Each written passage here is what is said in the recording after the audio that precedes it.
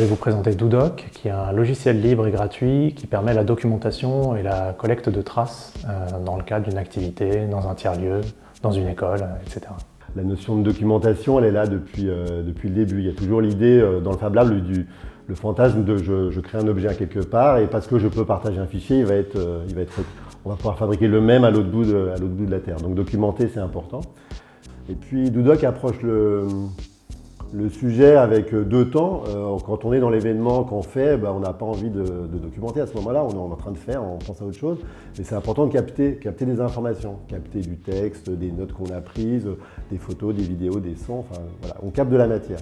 Et puis dans un deuxième temps, Dodoc va permettre de faire un média, donc de pouvoir prendre ces images, ces photos, ces textes, et puis en faire par exemple un document page à page, ou d'en faire un document, une page web, ou d'en faire une vidéo, un diaporama. Voilà.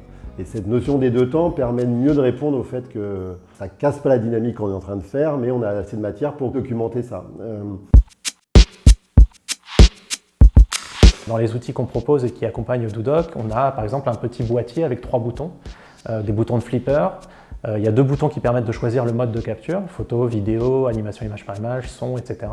Et il y a un bouton qui lance l'enregistrement.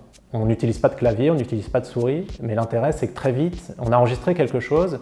Et 1 heure après, quand on a fini ce qu'on était en train de fabriquer, d'inventer, de produire, on a collecté ces traces-là, c'est là qu'on va peut-être se mettre devant un ordinateur pour les retravailler. Dodoc, moi je trouve que c'est un bel outil parce qu'il a été donc pensé par des designers, ça se sent dans l'utilisation. Voilà, on sent bien qu'ils ont regardé des gens, ils ont réfléchi à comment on utilisait ce genre d'outils. Ils l'ont fait évoluer, il a je ne sais plus 4-5 ans et on sent bien qu'il a eu des itérations et qu'il a été construit pour être simple, pour être accessible facilement.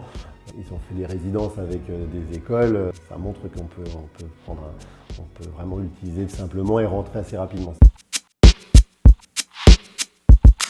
Les points d'origine de l'évolution de l'outil sont presque toujours des retours utilisateurs, des constatations sur place, nés d'échanges par mail de gens. Là encore hier, je parlais avec quelqu'un au Québec qui a téléchargé Dodoc, qui a fait des tests et qui nous a fait des retours.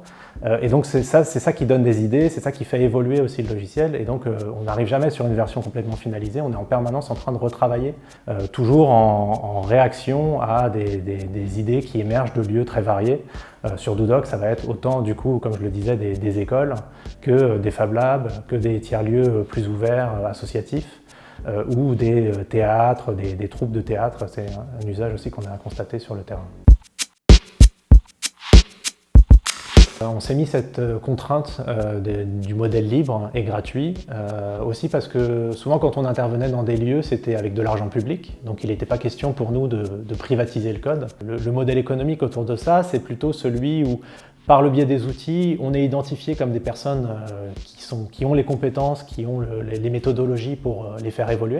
Mais à 95%, c'est les lieux qui nous font remonter un besoin spécifique, l'envie de travailler avec nous, d'appliquer la méthodologie qu'on a pu déjà appliquer dans d'autres cadres chez eux, parce qu'ils ont identifié qu'il y avait une situation un peu particulière, jamais traitée par nos outils jusqu'à maintenant. Donc c'est vraiment comme ça qu'on fonctionne.